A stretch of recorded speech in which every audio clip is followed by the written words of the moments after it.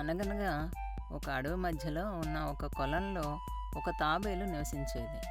ఆ ప్రక్కనే ఉన్న ఒక చిన్న గుహలో ఒక నక్క నివసించేది. అవి రెండు స్నేహితులు.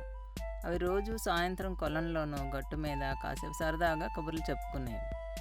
ఒకరోజు హాయ్ తాబేల్ ఫ్రెండ్, రా మాట్లాడుకుందాం. ఇదిగో వస్తున్నా.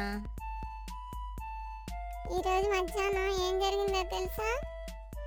ఏం జరిగింది? నేను అలా అడవిలో నడుచుకుంటూ వెళ్తున్నానా, ఇంతలో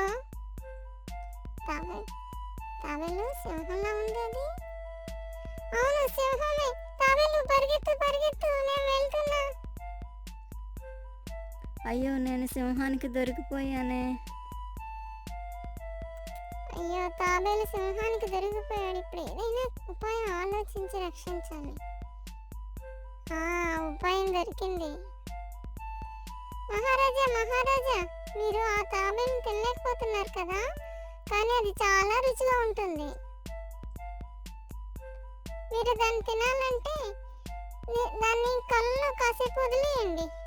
అప్పుడు బాగా నానుతుంది. కాసేపు బాగా నానిన తర్వాత ఆ పైపెంకు నాని మెత్తగా అవుతుంది. అప్పుడు మీరు చక్కగా తినేయచ్చు, చాలా బాగుంటుంది. ఆ తెలివి తక్కువ సింహం తాబేలును వదిలేసింది. నక్క కూడా పారిపోయింది.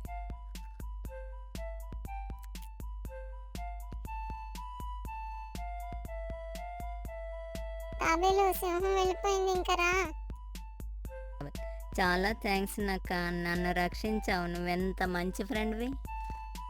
మన ఇద్దరం ఎప్పుడు ఇలాగే ఉందాం, సరేనా?